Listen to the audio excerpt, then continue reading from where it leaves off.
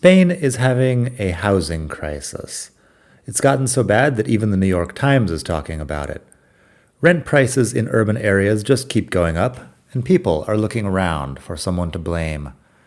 Meanwhile, the government's rent control scheme seems to have done nothing to help, and maybe even made things worse. Meanwhile, the new housing law appears to be a failure. Due to the lack of protection for homeowners, many have just taken their rentals off the market, or decided to rent them out temporarily to expats or digital nomads. Is it the fault of Airbnb, the hedge funds buying up flats, the greed of the landlords? Or is it just that millions of people want to move to Spain and there aren't enough houses for everyone?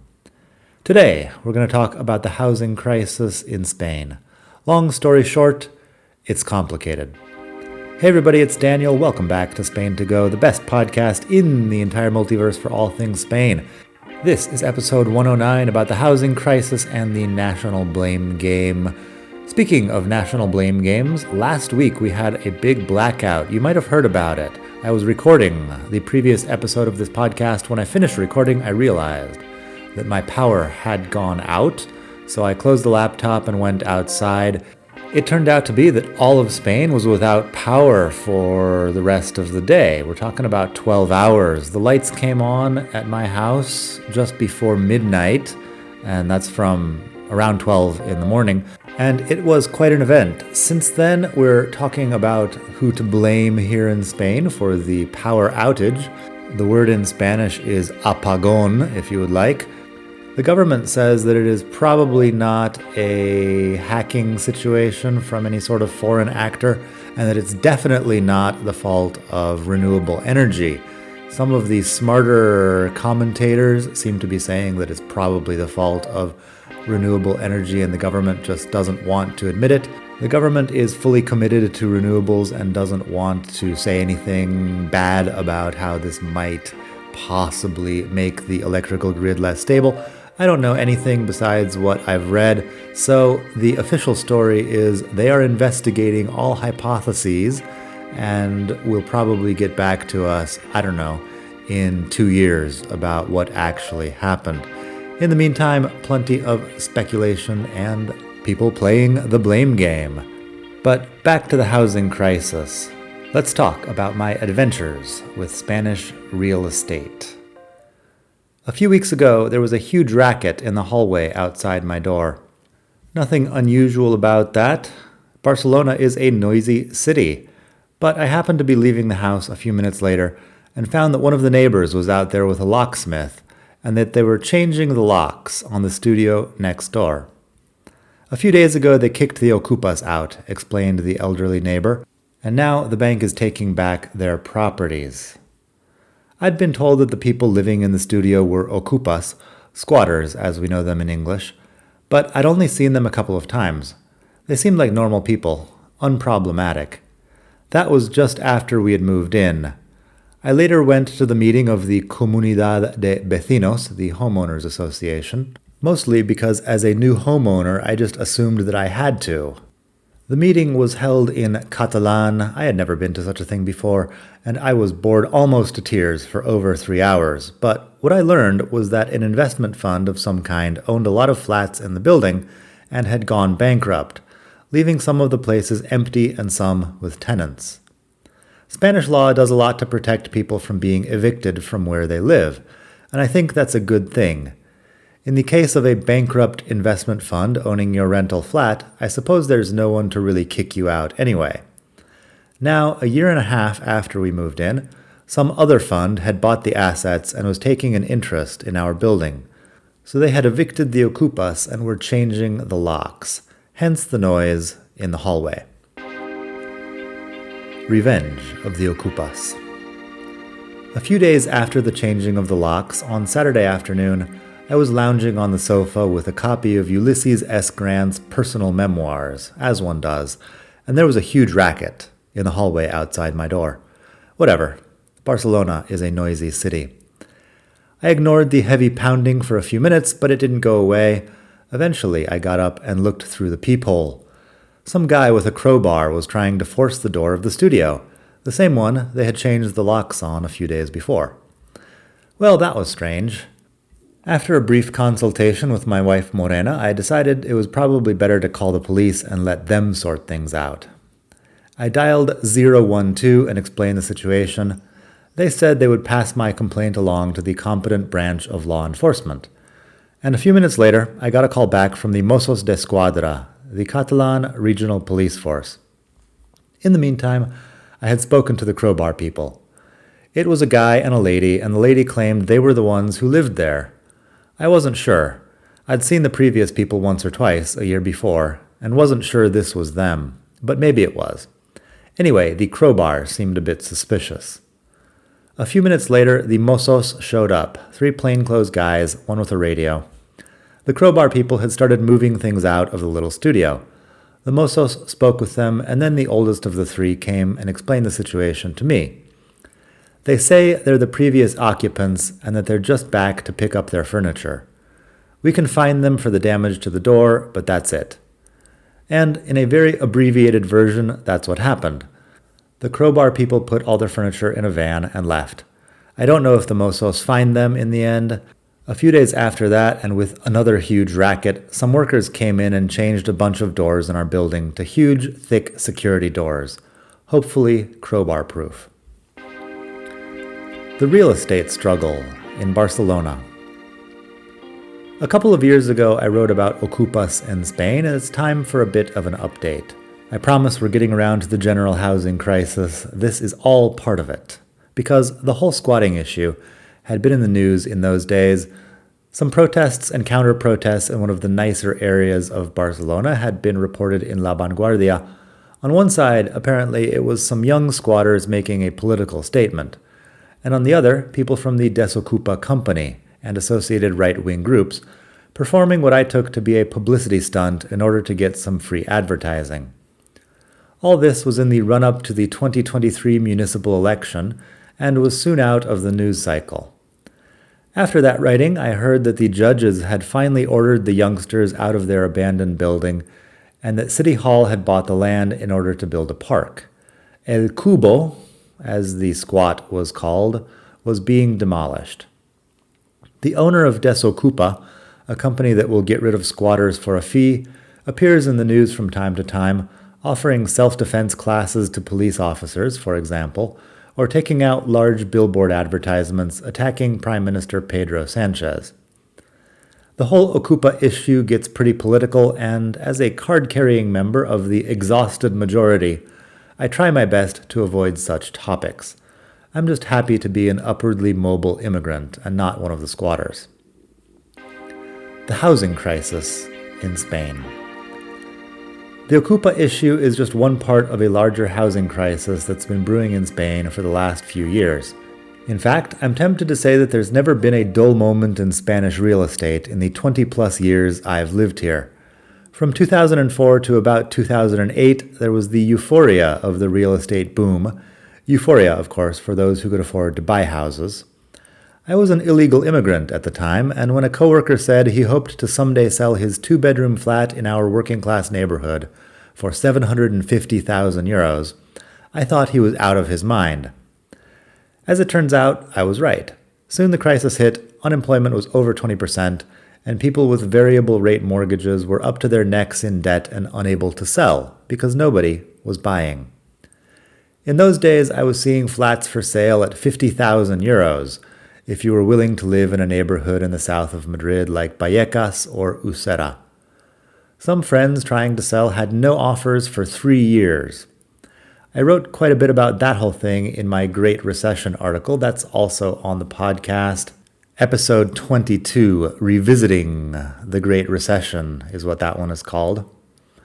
Anyway, the real estate market spent the better part of a decade in free fall.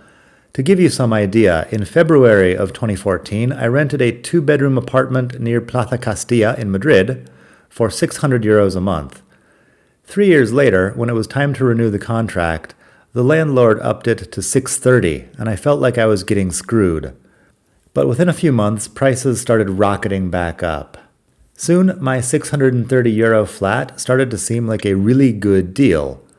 Now, according to Idealista.com, a search engine for Spanish real estate, a low price in that neighborhood is around 1,600 euros, almost 3 times what I was paying before the big run-up. Rent price madness in Barcelona. Of course, there was a lot of other fun in the meantime. Morena and I moved to Barcelona and got a 1-bedroom flat in Barceloneta for 750 euros a month. That was on an 11-month contract, which was not very common at the time, or at least I had never heard of it. But we soon found that we didn't have the same rights on an 11-month contract as long-term tenants do. After 11 months, we re-signed for 850 euros a month, but soon had to move to a more permanent rental to please the immigration people. Morena was trying to get a new residence permit, and temporary accommodation wasn't what they were hoping to see. We found another 1-bedroom in the same neighborhood for 1050, a much nicer one with a long-term contract, but prices seemed to be rising quickly. Then, with the pandemic, they crashed again. In December 2020, we moved to a much better neighborhood for the same price. $10.50 a month got you quite a bit more at COVID prices, because a lot of the students and foreign population had just left Barcelona. So we were further from the beach, but we had 2 bedrooms, a much better light situation in the house, and the neighborhood was quite a bit less touristic than Barceloneta. After a couple years of virus-themed dystopian politics, prices started rising yet again. When Morena suggested we might soon be paying 1,500 euros a month for our rent, I finally agreed to start looking at places to buy. And the rest is history.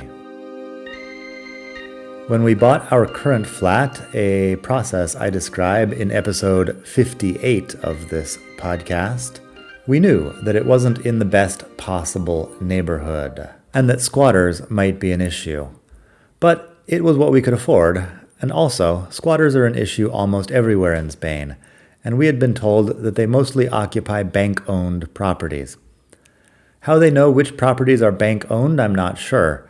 You can get the name of the owner of a piece of real estate from the property registry for about 9 euros. It's all public domain, but there may be other ways also. I doubt that the Okupas are pulling the property registry on every flat in Barcelona at 9 euros per address in order to find bank-owned properties. Anyway, we didn't see any reason to worry about our new location. It was just the squatters next door and the squatters in one of the commercial spaces downstairs. And maybe some others. I don't keep track of the other floors in the building, but the number of security doors recently installed suggests that this was a problem beyond my own doorstep. Still, it's worth mentioning that most Okupas aren't making a political statement. They're just people trying to get by, and they're not causing problems. Some of them may not even know that they're Okupas. They're just renting a room from someone with an informal arrangement. They've never seen the rent contract because there is none. The person renting the place out is just someone with a crowbar and a high-risk tolerance. Street-level squatting in commercial spaces is fairly common as well. The people downstairs in my building live with no light behind a steel shutter and seem to collect scrap metal for a living. Elsewhere, there are bajos with a bed frame as a door and other such improvised housing situations. Now, let's talk about rent strikes. Recently, there have been a couple of protests against real estate speculation. Article 47 of the Constitution, in theory, protects the right of todos los españoles to dignified housing. In practice, that is questionable, and a quarter of the population of Barcelona is foreign-born anyway, immigrants like me and Morena. So the constitutional rights of todos los españoles are not something we really benefit from. For more on how you can live in Spain for 20 years only to have your application for nationality rejected, have a listen to episode 100 of this podcast. That's a fun one. But I digress. Some organizations of renters, the so-called tenants' unions, have gone so far as to suggest that a rent strike would help. I saw some graffiti to this effect around Park Güell a couple of weeks ago. The claim was that if just 1,000 people stopped paying, the landlords would tremble with fear. The idea that landlords are some class of people, top hat-wearing capitalists perhaps, straight out of a Monopoly board game, is, I think, stupidly naive. Most of my landlords through the years have been random old folks or people who had kids, moved to a bigger flat, and rented out the smaller one. And I kind of doubt that they would tremble at a rent strike anyway. They would probably just call desokupa. Is public housing a solution? A lot of people assume that the solution to the housing crisis is for the government to create some massive amount of public housing. I can think of a couple of problems with this. One, it's slow. They would probably have to create new legislation, pass a bill through the Senate, hold public tenders so companies could bid for the projects, and then actually build the houses. We're talking a couple of years at minimum, maybe much more. Anybody who has dealt with Spanish bureaucracy is laughing right now because a couple of years for all of that sounds ridiculous. Probably 5 to 10 years would be a bit more realistic. But problem 2 is also important. Who exactly would they give the public housing to? About problem number 1, I've recently read that a public tender to build 3,700 rent-controlled flats in locations around Spain ended without any bids from companies or investors. So maybe this kind of thing is just so unprofitable that nobody really wants to do it. About problem number 2, La Vanguardia has an article called Da votos la vivienda social? Translated to English, that is, does public housing bring votes? The writer of that article points out that politicians do things because they need votes, and that the people living in public housing tend not to vote very much. Add to that the fact that if the government did build 1 million houses for low-income families, they would have to give them to someone, and the most likely candidates would be immigrants who also don't vote. La Vanguardia says this last bit politely, but the far right would have a field day if the government gave all the public housing to immigrants, leaving low-income Spanish people looking around and wondering where their lifetime of tax payments had gone. So the socialists can talk about building public housing all day long, but actually doing it and then giving that public housing to a bunch of low-income immigrants might not benefit them electorally, as they say.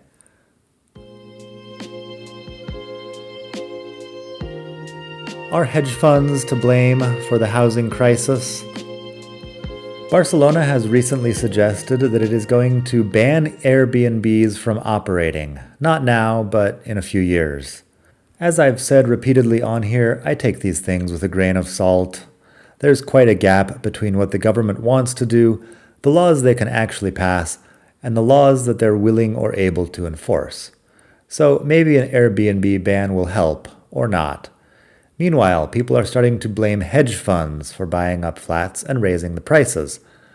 Sumar, also known as the smoldering ruins of the Podemos party from several years ago, has recently suggested passing a law that will prevent foreign hedge funds from buying houses. A law actually that will only allow regular human beings, rather than companies or legal entities, to buy flats. This actually sounds like it might work. I'm not sure how much of an effect the hedge funds are actually having on real estate as a whole, but this sounds plausible as a solution. Is the government really going to stand up to some big companies like Airbnb and the hedge funds, though? Will these proposed laws make it through the Senate and the Supreme Court?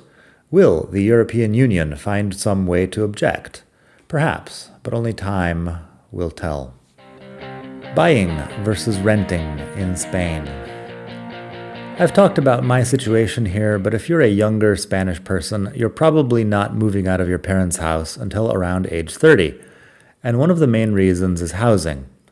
Another is massive youth unemployment, but let's leave that for another day. I talked about the theory that Spain has the world's best economy recently. That was episode, 99, Spain, the world's best economy, if you would like to check that out. In any case, yes, I'm not making fun of anybody at all here. Spanish young adults tend to live with their parents until age 30. That's a statistic. And the reasons are massive youth unemployment and the prices of housing. Renting is, as I've explained, expensive, and if you're earning an entry-level or intern's salary, which is maybe a bit over 1,000 euros a month, you're going to have some trouble even getting a room in a shared flat. Also, unpaid internships used to be popular when I was, hanging around with younger people.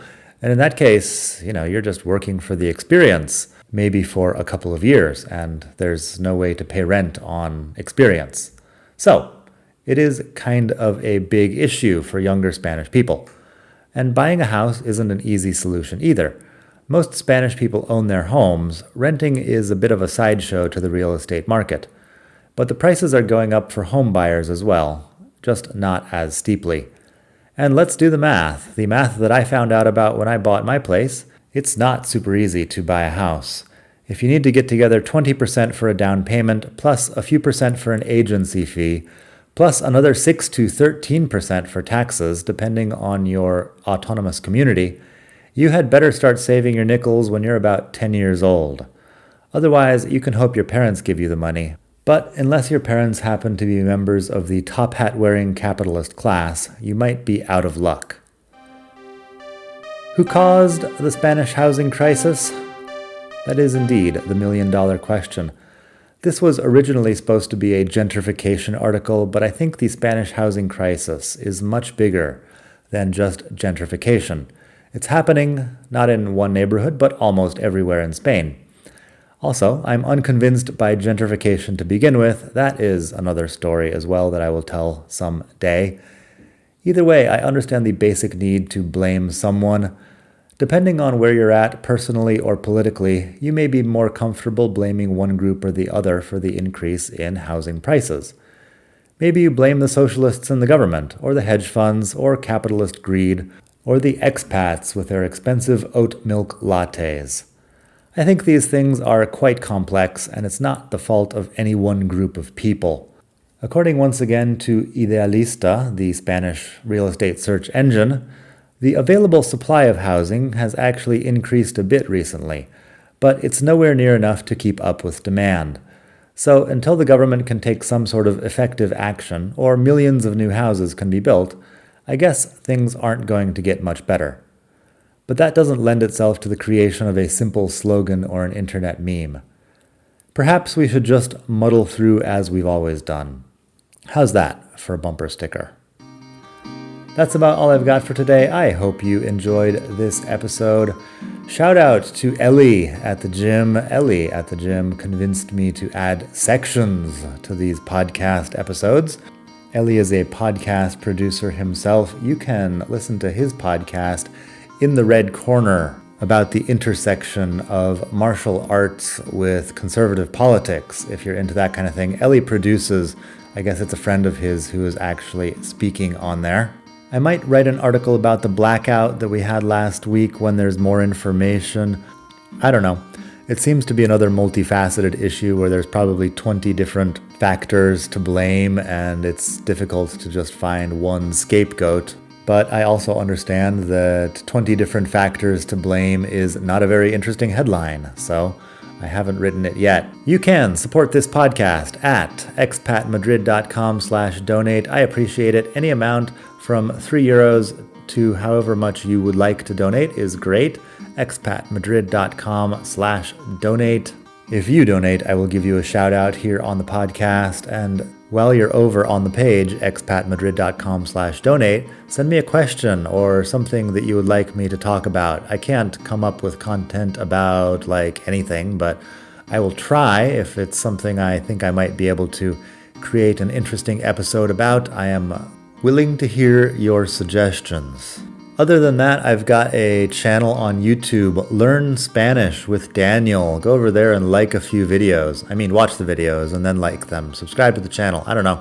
Learn Spanish with Daniel is exactly what it sounds like. I will teach you Spanish. Also, all of the episodes of the podcast are up there if for some reason you would like to listen on YouTube. The name Learn Spanish with Daniel is pretty generic, but last I checked, if you just put it into Google or YouTube directly, you will find my channel. Otherwise, the URL youtube.com/learnspanishwithdaniel will also get you there, but that's a bit long. I write books for Spanish speakers trying to learn English. If you would like to take a look at Amazon, just put my name into Amazon and you'll find a bunch of books. If you are listening to this podcast, I can guarantee that you do not need me to teach you English. However, if you have Spanish-speaking friends who might like some help, feel free to buy a couple of books over there, and that'll help the podcast also. Lots of ways that you can support the cause here.